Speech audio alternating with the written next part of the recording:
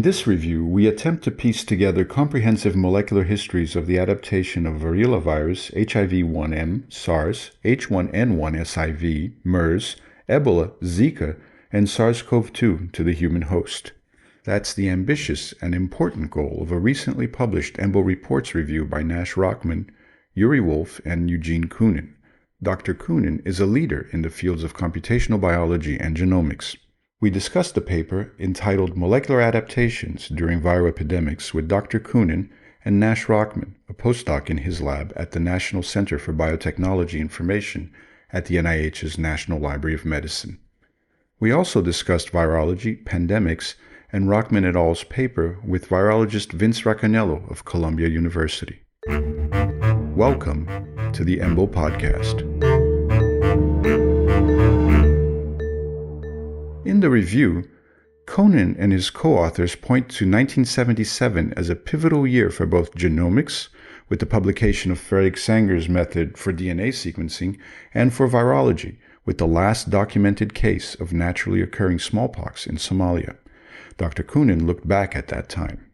It all started with the momentous paper that Fred Sanger and his collaborator, already a Nobel Prize winner for protein sequencing at the time, published in PNAS in 1977, which reported a new and highly efficient method for DNA sequencing. Actually, it was two papers that appeared in the same issue of PNAS, more or less back to back, by Wally Gilbert and Sanger, and at that time, they seemed equally important, but later on it became clear that the Sanger method was actually the mainstream thing, and it revolutionized DNA sequencing, making it more efficient by orders of magnitude. Of course, by today's standards, this is still a very primitive technique, but this was the foundation of everything. And in that paper, Sanger and colleagues reported the sequence of about 4 kb genome of the model virus 5X174 bacterial single-stranded DNA bacteriophage. And that was the first efficiently published genome of any variety of biological entity, virus or cellular life form. A year before that, Walter Fierce and others published a slightly shorter sequence of an RNA bacteriophage MS2 in Nature in a long paper, on which they had worked for about a decade with incredible investment of labor. And then a year after that, Sanger's paper appeared, where this was done just as something bigger was done just as an exercise. And the rest is history, so to speak. The real genomics, I would say, started at that point. And importantly, for about 15 years, the only complete, or even more, nearly 20, the only available complete genomes were genomes of viruses of different kinds, of increasing size, from the simplest, like 5X174, to complex ones, like vaccinia virus, etc. And so it was the golden age of virus genomics, in the sense that this is we as the community, but also we personally, we had the opportunity to develop methodologies and take advantage of the key approach of comparative genomics, understanding that for the first time, the enormous advantages that evolutionary approach, comparative genomics, gives us. Although human coronaviruses were first described in the 60s and were known to be the culprits behind a significant fraction of cases of the common cold, the word coronavirus probably became familiar to most people during the SARS outbreak of 2003, 2 years after the publication of the first draft of the human genome. Dr. Nash Rockman gave us his view of how genomics has changed since then.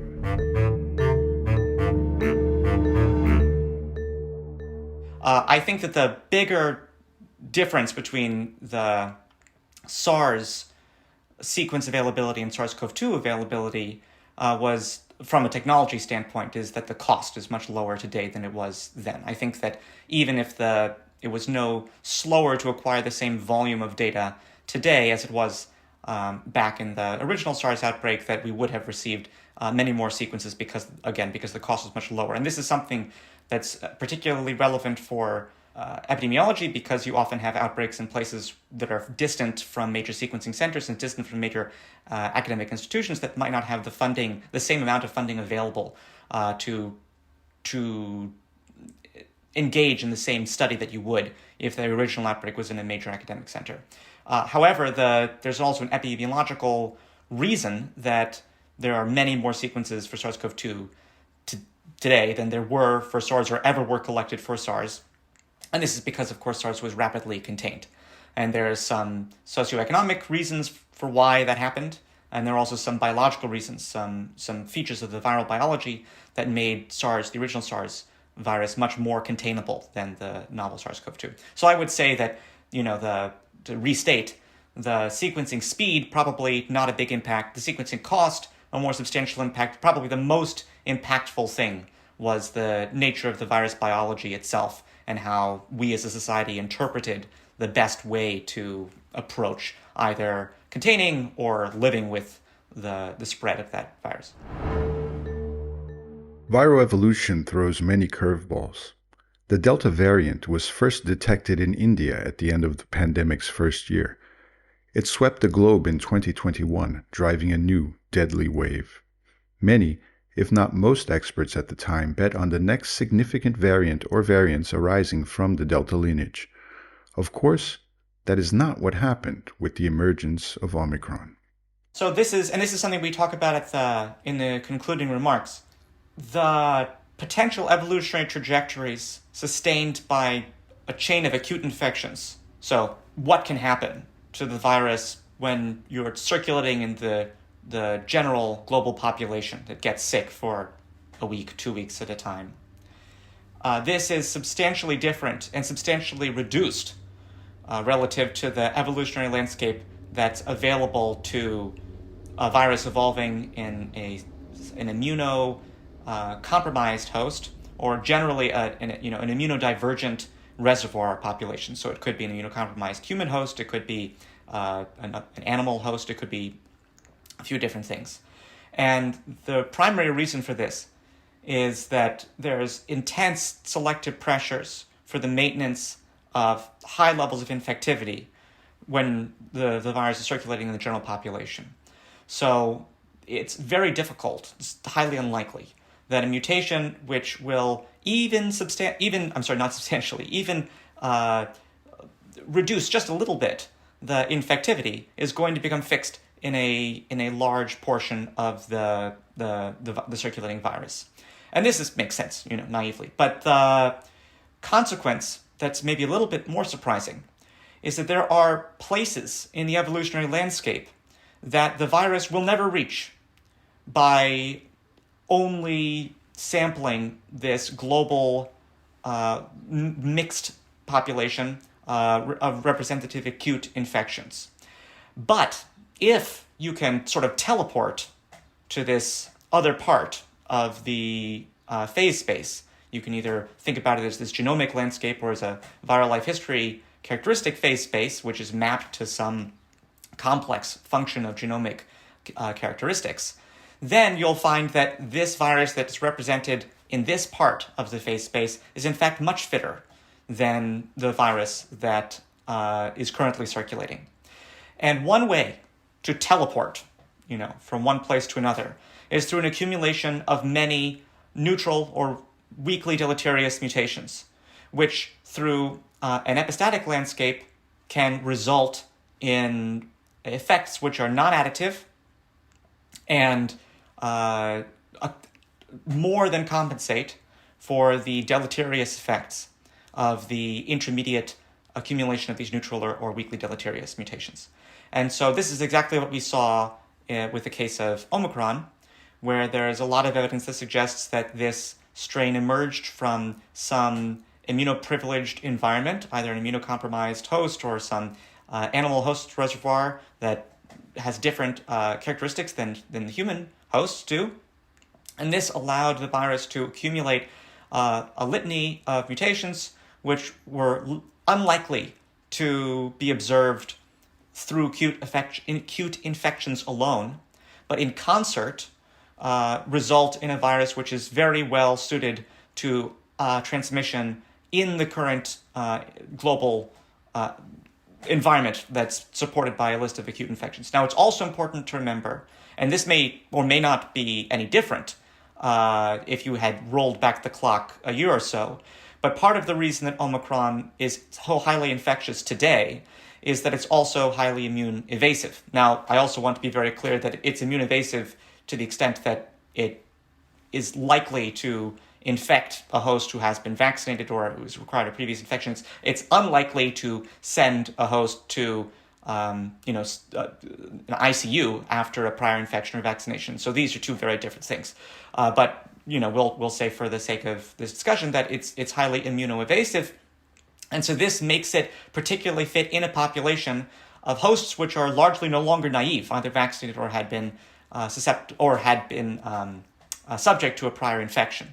And so would Omicron have emerged and displaced Delta in a landscape where the whole population was naive? It is not entirely clear. I think it's probably still would, because it's still highly transmissible, but it's not entirely clear.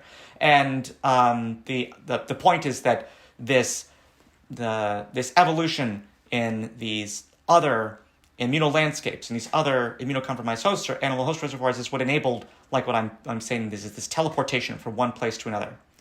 So and it's also, there are things I think we got lucky with, because when you have longitudinal evolution in a single host, it may become much more important, the game of cat and mouse with the cellular immune system, even in an immunocompromised host, than just evading antibody immunity to jump from host to host. And then there are things to do with MHC and so forth that make it less likely that you have kind of a pan-everybody escape variant, but it's still quite worrisome.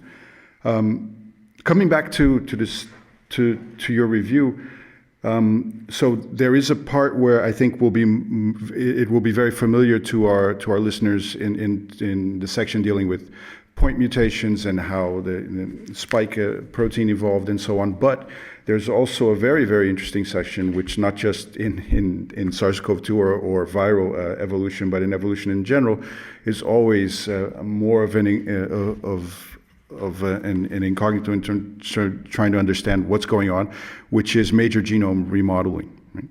And maybe we'll go back to Dr. Kunin to discuss a little bit this aspect of genome remodeling in the evolution of pathogens and new pathogens in particular.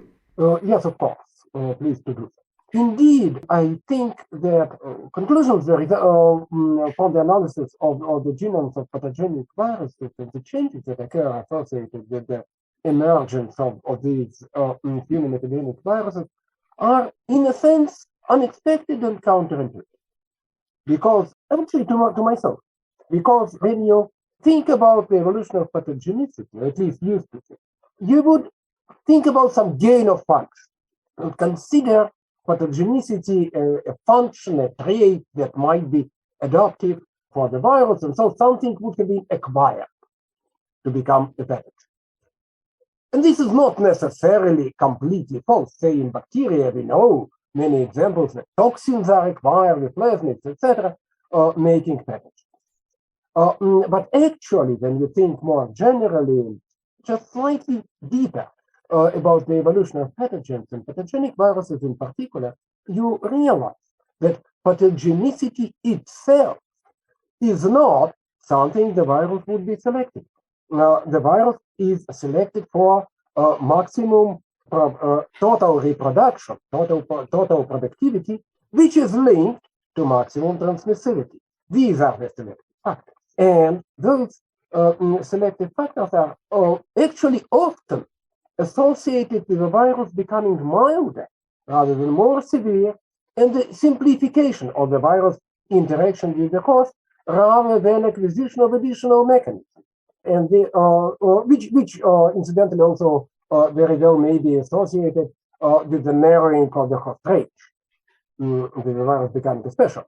And this is what we observe across the landscape of the virus world, of the world of pathogenic viruses, from the very large and complex viruses such as pox viruses, smallpox, down to more surprisingly RNA viruses with relatively small genomes such as beta coronaviruses, and HIV, which all in the evolution and in the adaptation to a new host, in particular human host, show the trend of losing genes that are involved in virus-host interaction, making the virus more efficient, making the virus, perhaps less efficient in the interaction with the host, and less versatile. A good example in SARS-CoV-2 is so-called ORF8, an accessory gene, which is quite interesting, which has a highly diverged sequence. At the first glance, looking like nothing, but after a more careful analysis, shown to encode a particular kind of immunoglobulin domains, which interact with the major histocompatibility compatibility complex and affect host immunity, cellular immunity. And at first, these findings would suggest that this is something that would be important in the course of the pandemic. And personally, I even thought that myself, in the beginning that this was observed. But this is not the case. This is not at all important in the course of the pandemic, and viral doesn't become maladopted to human population by losing these genes. Apparently, it was important for the regulation of infection in animal hosts. Much, much more of that is seen in the evolution of large viruses, such as smallpox, for instance, which is the simplest and the smallest among the known orthopox viruses, and yet crucial human pathogen, for which, however, no other host has ever been identified, fortunately. So there is this more or less pervasive trend of reductive evolution of virus genomes, which I think has not been foreseen before the recent advances of virus genomics. So this I found a very fascinating aspect of your work. This prominence of gene loss, and especially this aspect of narrowing the host range and then losing genes. If you do you think in that case the selection pressure is just economics? I mean, you need a smaller toolkit for just one or two hosts, especially when there are suddenly 7 billion of a large mammal running around with global travel and added in the mix. Or do you think there's something else at play, like reduced antigenicity with less proteins or something similar? Yeah, so I think we see both. In the case of orthopox virus evolution, I think the predominant view is that there's a process of pseudogenization, so that a particular protein is only important for antagonizing a host-specific viral defense system. And so this protein can then, in another host, like humans, accumulate mutations, including truncations, nonsense substitutions, or large deletions, and eventually it will lose its function. And then, as you say, sort of the economy of replication will then weakly select for the removal of this gene entirely, because you'll have less genome to copy. But there's another trend that's also observed, and this has been observed, I think, of the viruses that we review most prominently in influenza, that there are some accessory genes which have virulence factors, potent virulence factors, and there is a very strong trend of the deletion or truncation of these accessory genes to remove these virulence factors, which might come at the cost of reduced transmissibility, which is sometimes shown in model systems. But it also, as Eugene mentioned previously, it simplifies the host-virus relationship. It might change the duration of immunity for the host, and it also changes the way that the host surveys and responds socially to the virus. And when we talk about the way that the host responds socially to the virus, we're talking about things like social distancing and the kinds of non-pharmaceutical interventions that we as a human society put into place. But it's important to realize, especially from an evolutionary lens, that these kinds of host behaviors are broadly observed. They're observed, I think, as was famously highlighted last year in bee communities for fungal infections. They're observed even to some extent, possibly among prokaryotes.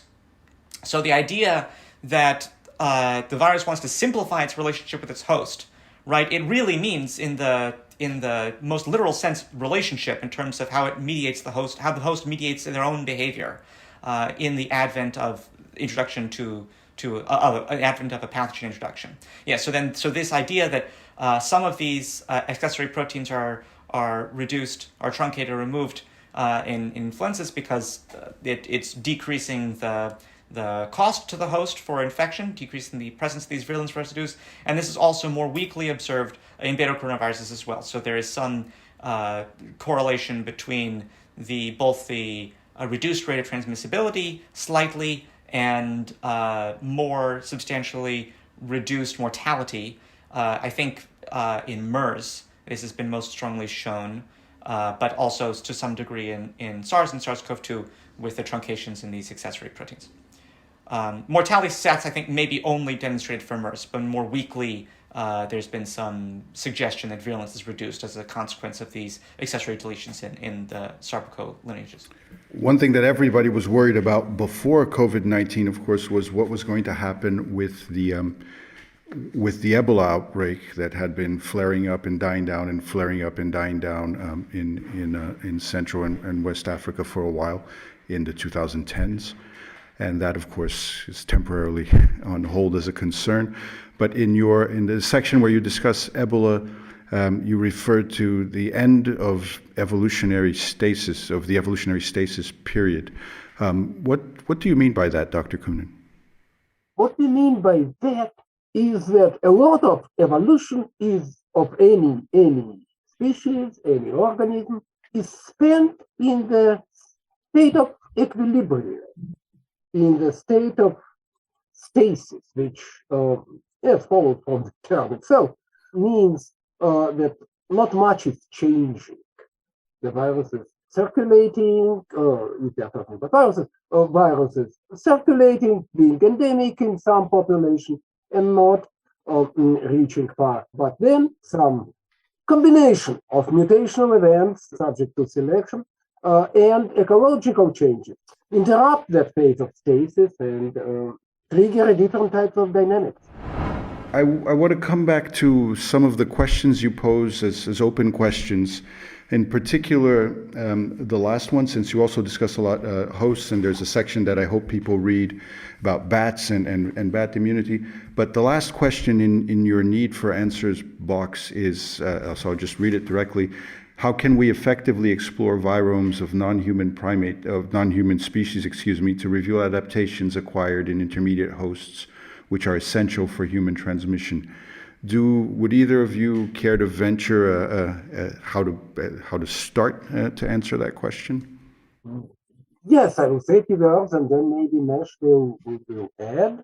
First of all, in somewhat general terms, I think it's enormously important to study animal reservoirs and reproduction of these human pathogenic viruses and viruses that may become pathogenic for humans in animal reservoirs. Secondly, it's also enormously difficult and just outright costly. For instance, we are now involved in the very interesting to me study of the evolution of SARS-CoV-2 in wild-tailed deer, which has become infection of wild-tailed deer has become rather widespread in different places in the United States, and I'm sure vastly underappreciated, because despite the considerable funding and incentive that are available now during the SARS-CoV-2 pandemic, still the technical difficulties of collecting these samples are still quite prohibitive. And that's wild-tailed deer that is relatively simple. In order to study bats, which is both enormously important and enormously biologically interesting, because there seems to be something special about the immune system that makes them facile reservoirs for various kinds of viruses, coronaviruses in particular. But the comprehensive study there is tremendously difficult, complicated, costly, and certainly will be long-term. Being inherently optimistic, I hope we will get there, but it will take years and years and dollars and dollars. And maybe I will pass that to Nash because it's a big question. There is much to say about. Yeah, I think Eugene has said the most important practical considerations. Um, in brief, you can't predict. Like the goal is to predict that a virus has epidemic potential before it infects a significant number of human hosts to the extent that it's impossible to contain, right? And ideally, you would try to make sure that you surveil these viruses before they infect even the first human host.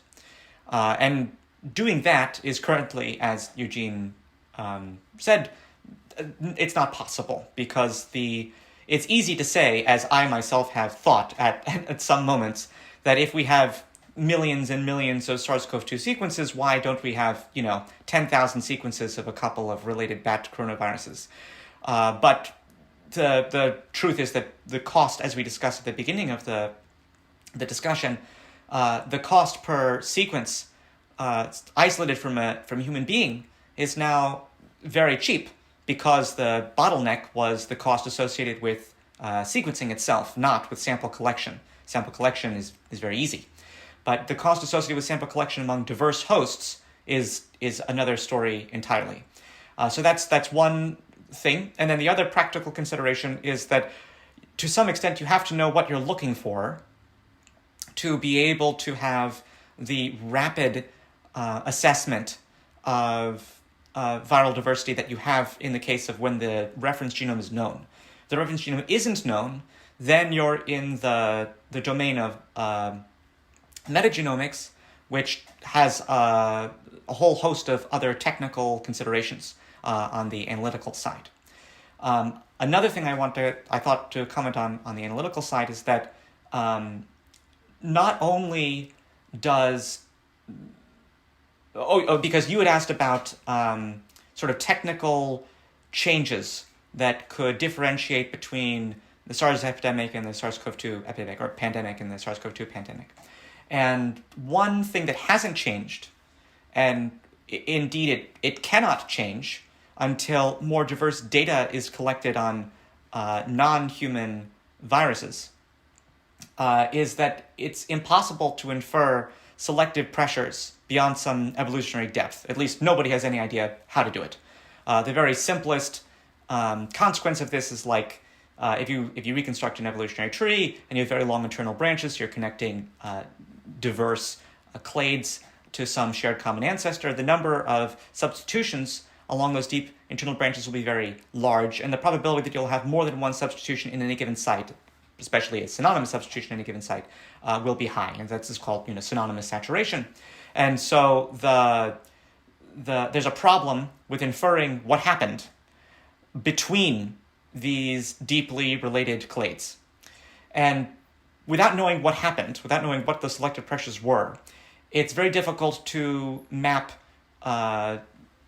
genotype to function, right? So mutations that were acquired or predicted to have been acquired in very deep nodes, which, by the way, at another technical level, is very difficult to predict with high certainty what mutations were actually acquired at which node. But let's say you have some predicted mutation acquired at some node, some last common ancestor between some diverse pair of viruses.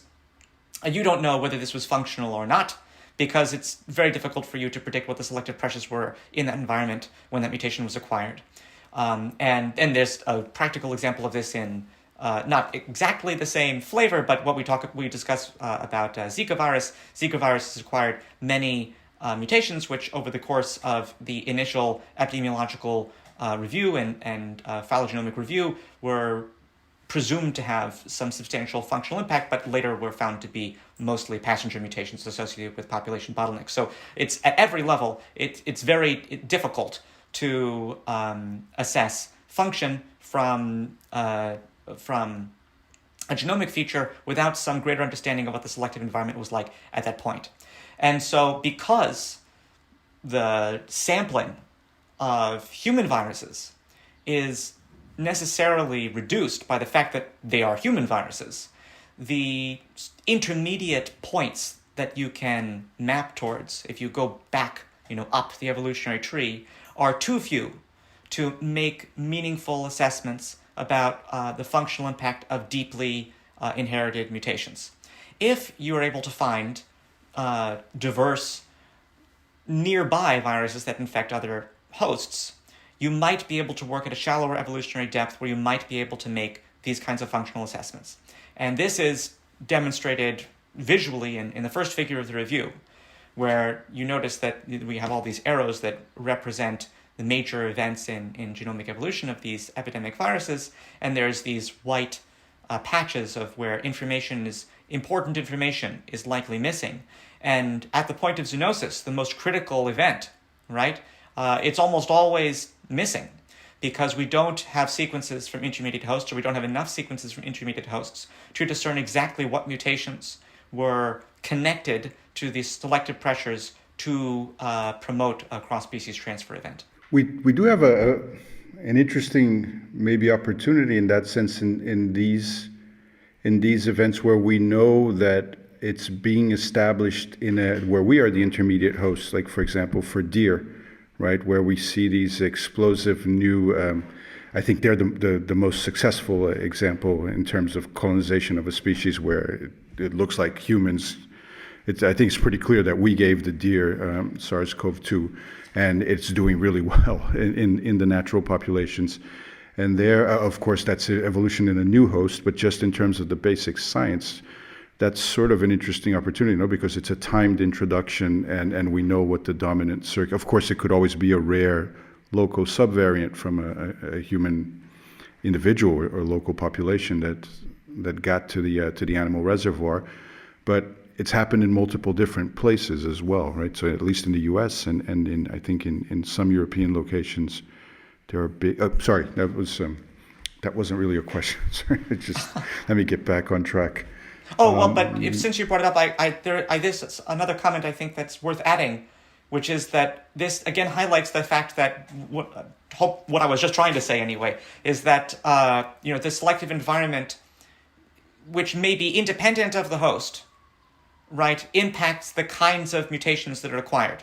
So it goes both ways. To infer function, you have to know something about the selective environment, and the selective environment obviously impacts the kinds of functional change that will be observed, right? And so we do have this opportunity to see, if not what were the key mutations which emerged right before zoonosis, what are the key mutations which were observed right after reverse zoonosis from humans to other hosts. And can we, right now, I don't think there's enough evidence to suggest that particular subvariants within the human population are more or less likely to engage in reverse zoonosis to specific hosts, alternative hosts. But we have seen, to a limited degree, repeat events which emerged, so repeat mutations which emerged in alternative hosts, and I think this was most robustly demonstrated in mink populations, actually, that there are some same mutations that emerged in the spike protein in the human population, and they also emerged in the mink population after the virus was introduced there. And so the immediate question that this raises, right, when you see the virus doing the same thing in multiple hosts, right, is to say, well, is this because mink are much more closely related to humans than the whatever the ancestral host was? Or does it have something to do with selective pressures in the mink community, or mink environment, which are more like the selective pressures in the human global community than they were in some ancestral host? And so to say one more thing on this topic, this relates back to what you were asking about Ebola, about the end of evolutionary stasis, that it appears that the Ebola variant, so each Ebola outbreak is predicted to be the result of an independent zoonotic event. And it's additionally predicted that there's been minimal evolutionary change between events. And so, well, that's not quite right, but the evolutionary rate is reduced between events versus within an epidemic. And the one interpretation of this is that the virus within its host reservoir, whatever it is, likely involves back transmission as well. Whatever it is such a different population structure that the number of of infections and the transmission chain within those alternative hosts are so disparate, so distinct from what you observe in the human population that adaptive evolution isn't sustained. And so there's the opportunity that's presented to find mutations which are observed in alternative hosts from reverse zoonosis are exactly that, to find these conserved trends which are indicative not in a host-specific way, but in a selective pressure-specific way. What kinds of things are more likely to emerge in different selective pressures for the same virus or closely related viruses, even when the molecular biology of specific host receptors may differ. Vincent Racaniello is Higgins Professor of Microbiology and Immunology at Columbia University in New York. Dr. Racaniello is a pioneer of molecular virology. As a postdoc with David Baltimore, he cloned and sequenced the poliovirus genome in 1981, and later his own group identified the cellular receptor for poliovirus. Dr. Racaniello is also the host of the popular This Week in Virology podcast. In the early 80s, you sequenced the poliovirus genome with David Baltimore. So I had a couple questions on that. One, I'm curious at the time why you went with Maxim Gilbert sequencing when you approached the problem back then. It's so funny you ask, because it was early days of sequencing. You know, it took me a year to do that genome sequence, 7,440 bases. And nowadays it would take a half hour. But why we picked Maxim and Gilbert, I actually don't know, because Sanger was also being used at the time. And so I think the main issue was that for Sanger sequencing, you need primers. I guess you could use the vector primers to do that, so that you would have to clone pieces of the genome into a vector and then sequence from the vectors. So we just decided, we had the entire poliovirus genome as a double-stranded DNA, and so we just cut it into pieces with restriction enzymes and labeled the ends and did the Maxim and Gilbert. I guess we just decided that we would be a little more straightforward than cloning, many dozens of pieces into a vector. Did you have a specific question at the time, or was the goal simply to generate a full genome of a human pathogen, which of course back then was no small feat? Right. So at the time there was only a bacteriophage genome sequence of a virus, right? So it's really the first animal virus genome sequence. So of course we wanted to see that, but no one really knew how the genome was expressed. There was an idea that it was produced as a polyprotein, so the RNA would get into a cell, it would be translated into one long protein, and then processed by proteases. Well, no one knew what the proteases looked like. No one knew what the individual proteins were, how the translation would begin. So we really did want to address those questions in addition to just having the genome of a human pathogen. Yeah. If we take a wide view here of what can be learned simply from a viral sequence of a new pathogen, what could be learned in 1981, or a new sequence of an old pathogen, versus what we would learn now immediately from a viral sequence, are there any characteristics that you would say would be immediately apparent or become interesting or become understood about viral pathogenicity now versus back then, simply from the sequence? Yeah, I think that's a good point, because when we did the polio sequence, there was hardly any other sequences known. There was nothing really to compare to. And so, but that was an era where you worked largely on one virus. So I worked on poliovirus for most of my career. We had 1 or 3 poliovirus isolate sequences eventually, and that's what you had. And that was the limitation of the technology, the sequencing technology that did not permit you to have thousands and thousands of sequences. And in fact, computational biology was not developed sufficiently to be able to compare so many different sequences. So today, as you know, you can do many thousands, tens of thousands of sequences globally, and you could do it quickly, and you have the power to analyze them, and you can immediately learn for example, transmission patterns of viruses, how viruses evolve, how they are related to one another. We have reorganized the entire viral taxonomy based on genome sequences. We used to classify viruses based on properties, physical properties, serological properties, the kinds of diseases they caused. A lot of that has been overturned by the genome sequence. All you need now is a genome sequence, and you can classify a virus. And as I say, we have reclassified. So, for example, the viruses I work with, the picornavirus family, we used to have an enterovirus genus and a rhinovirus genus. The genome sequences revealed that they're very similar, so now they're in the same genus. So really a great deal of incredible information you can discern. Now, to discern biological properties, well, that's still a challenge. You can look at a virus and say where it should be classified, whether antibodies to another virus might neutralize it or not. Even that's a challenge. But to learn anything about the biology is still very difficult. Here's how Koonin, Rockman, and Wolf start their EMBO Reports article. The fall of 1977 was a pivotal season for virology. In October, members of the World Health Organization eradication team identified the final naturally acquired smallpox infection, marking the end to endemicity of the most devastating viral pathogen in recorded human history.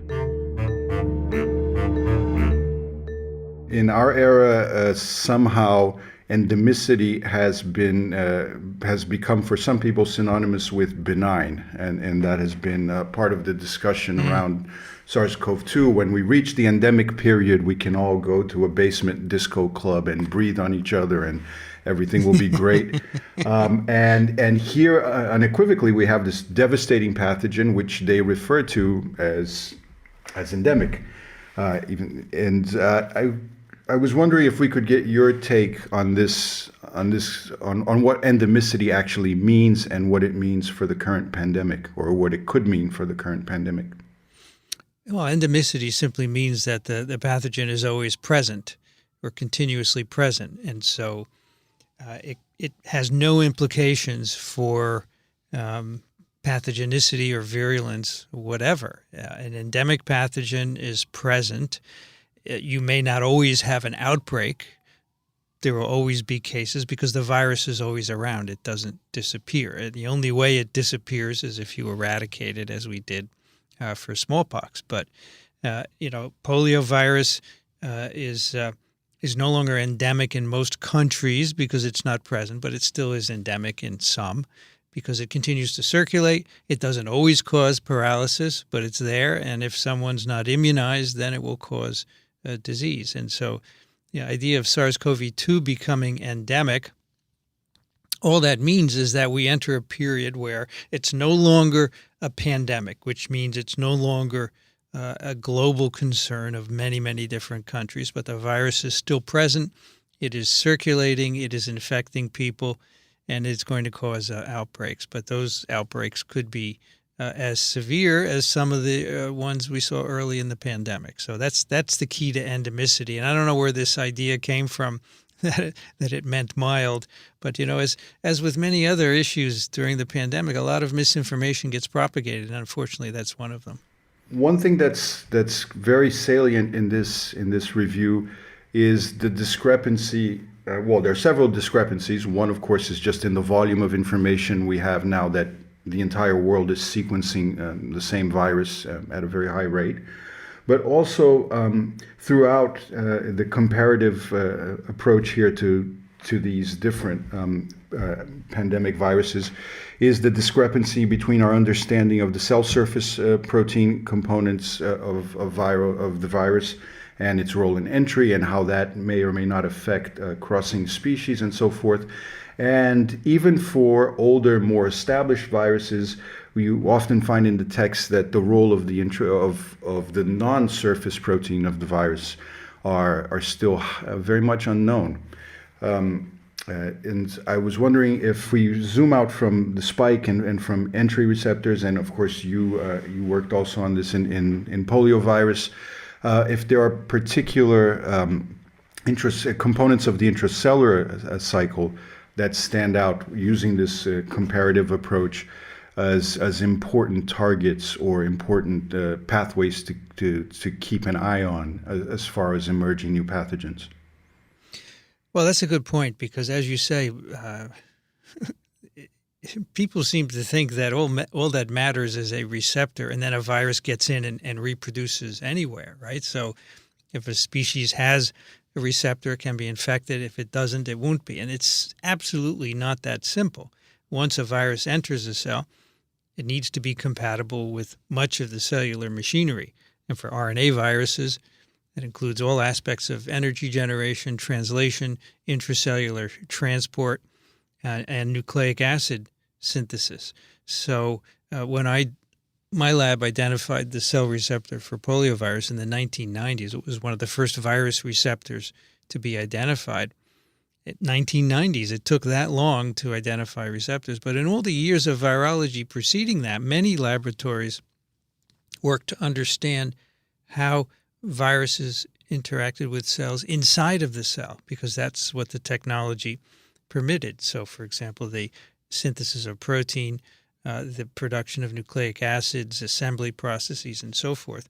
But then with the advent of being able to identify receptors now, when a new virus emerges, SARS-1, MERS coronavirus, SARS-CoV-2, immediately the first thing that is done is to identify the receptor. And that's no doubt important, but it's mistaken. It is a misplacing of focus to assume that is all that you need for infection. And it reminds me of a paper that came out very early during the pandemic. It was a purely computational biological approach where the authors took the spike protein, and in particular the receptor binding domain of SARS-CoV-2, and they asked, if you look at ACE2, the receptor, the cell receptor of different animal species, which animal is the most likely to be infected, simply by looking at the interface. And so on the list, one of the animals very low down on the list, which they didn't think could be infected, were deer and mink. And we know that they are very nicely infected. So just looking at the receptor itself doesn't tell you anything. Now, if you want to know what happens inside a cell, and this is very important because not only innate immune responses occur inside the cell, but all the viral processes that you need. This is very hard to do in the context of a pandemic. It's almost impossible to do in an animal model. It's impossible to do in humans. The only thing you can do is do it in cell culture. And these are biosafety level 3 viruses. So not everyone has a BSL-3 laboratory to do them. And so there's a big scarcity of experiments that address what you asked about what happens inside the cell, how that impacts spillover potential. When we look at viruses now in bats, say, and we ask, do they have pandemic potential? All we do is look at whether they can bind to the cell and get in and then replicate. And we don't know any of the components outside of the receptor that mediates that. And in fact, what governs it, the ability of a virus to spread in a human population, you can't get at that at all in a cell culture. So there's a real dearth of an ability to address what happens beyond the receptor. Well, of course, the innate response is key, right? It's if you can get past it, you have a good chance of establishing at least some replication in the host. And so it's crucial. And so we understand now that the innate immune response actually is the main determinant of whether you get asymptomatic COVID or serious disease. If you have a poor innate response, and particularly if you have antibodies to your own interferons, that correlates with getting severe disease. So, there are many requirements for a successful spillover and establishment in humans. And one of them for certain is the ability to overcome the innate response, because it kicks in so quickly, right, within minutes to hours after infection. And the innate response, comprising largely interferons and interferon-induced proteins, has an enormous capacity to eliminate the initial reproduction. And so the virus isn't going to go anywhere. And so, yes, you would have to have an evasion mechanism that works in human cells. And it could very well be that, zoonotic pathogens, which come from animal reservoirs, typically where the virus is well adapted to the host, is well adapted because it creates these kinds of proteins that block innate responses. And then when those viruses get into humans, that enables them to establish themselves. It's very difficult to get an idea of where the pockets of viruses are. But, at the moment, we do so little surveillance. We know, for example, that bats are an important reservoir. I would say bats and rodents are two very important reservoirs, which constitute together most mammalian species on planet Earth. So that's where we should be looking. We have hardly any knowledge of viruses present in mice, and the same with viruses present in bats. And so I think very targeted surveillance would help us to understand, what viruses are present in what bat populations, and I think even more importantly than virus surveillance, or what should at least be done at the same time, is to understand the perturbations that humans do that lead to zoonoses. Bats don't typically interact with people unless we force them to. For example, we go into their caves and collect bat guano, or we deforest and force the bats to go elsewhere for food and consequently interact with people. And a study, I was just at a bat meeting, which is why I'm very aware of this. And if you look at the ecology, you get a lot of hints as to what we're doing and how to prevent that from happening. And so, if you do surveillance, often you're a bit too late because you're surveilling after the fact. But if you can prevent the incursions, the anthropogenic incursions to begin with, I think that is more efficient than trying to understand where all the viruses are and the ones that are going to be a threat. Because in the end, the pandemics are very rare. The spillovers that lead to pandemics are really rare, and so almost impossible to predict ahead of time.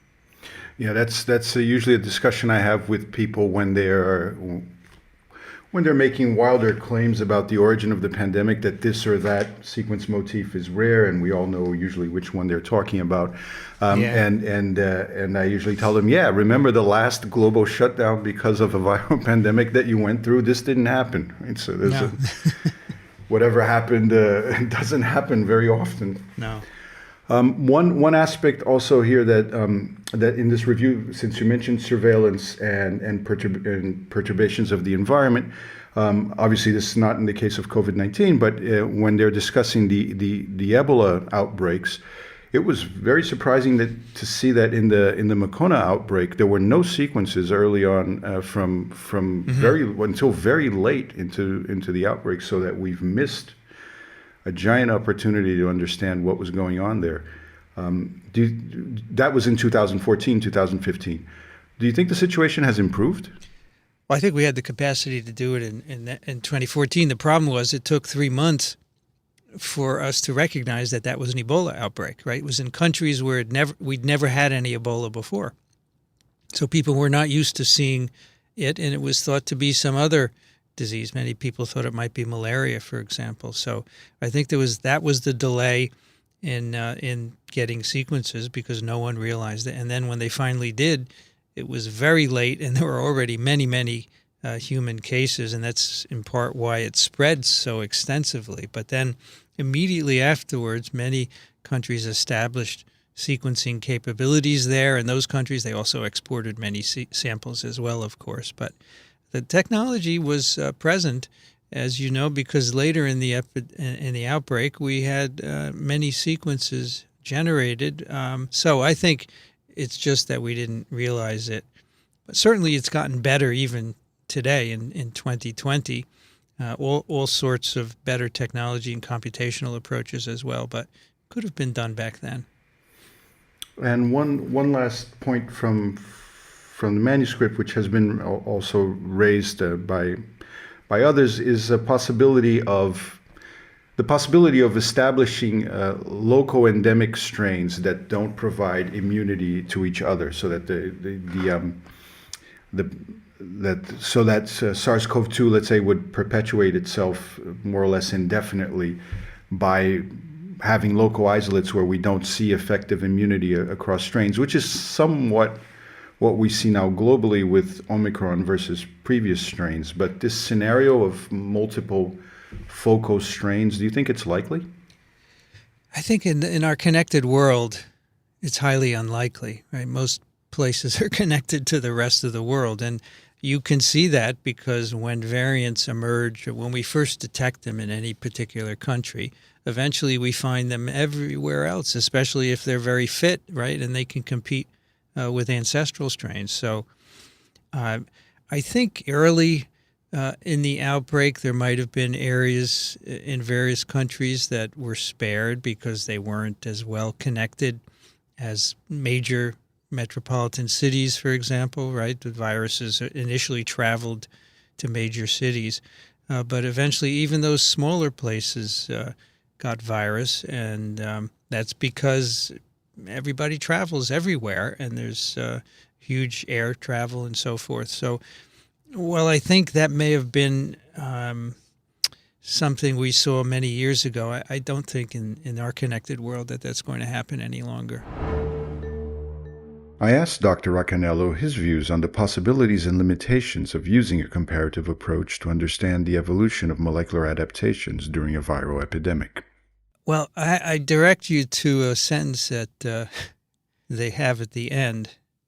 It is, they're talking about influenza virus infections. They say, so the idea here is that you have a virus coming from an animal and going into people and causing the pandemic. And then if you have that first virus, then you can compare all the subsequent isolates in people and see what's changing and get some idea about what is driving transmission, pathogenesis, immune evasion, and so forth. And what they say is, we don't have that. We don't have, for most outbreaks, the virus at the beginning and in the middle and at the end. We don't have it for SARS-CoV-2, right? We have some early human isolates, but we don't have the first, and we certainly don't have the virus that was in animals just before it came into people. And they write, this makes it impossible to uncover many adaptations to human hosts from the comparative genomics of viruses alone. So you cannot just look at the genome sequence and figure out what's going on. And I would argue that just looking at the genome, even if you have the bat virus, the first human isolate, and then many more after, that won't answer the questions about what is changing to drive the pandemic. And the reason is sometimes changes just occur randomly. For example, they call it founder effect. A change is in the right place at the right time at the beginning of a chain of infection, so it gets propagated along. It doesn't have any functional consequence. So how do you figure that out?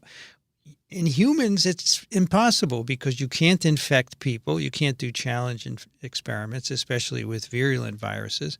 So you depend on cells in culture and animal models. And they're all models for what happens in people. So you may get some ideas, but you can never prove that a particular mutation does something in people. And an example is, changes in SARS-CoV-2 that increase receptor binding, right? You can show in cells in culture that they increase receptor binding, but you don't know if that increase has anything to do with the properties that you see in people. You could use an animal model, but they're not often right.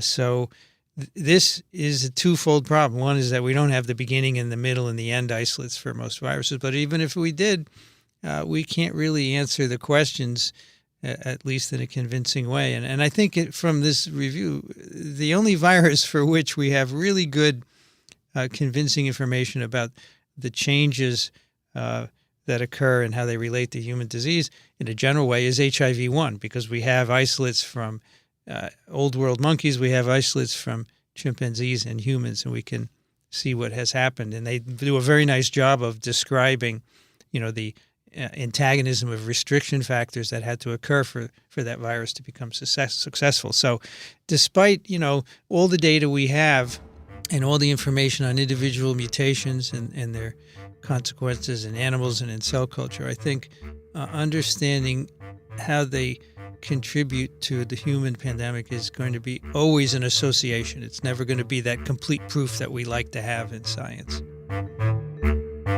To read Molecular Adaptations During Viral Epidemics by Eugene Koonin, Nash Rockman, and their co-author Yuri Wolf, go to the EMBO Reports website. You can also follow them on Twitter at EvoGenome. To listen to Vincent Racaniello's long-running hit podcast This Week in Virology, go to microbe.tv or to his YouTube channel. Thank you for listening to the EMBO Podcast.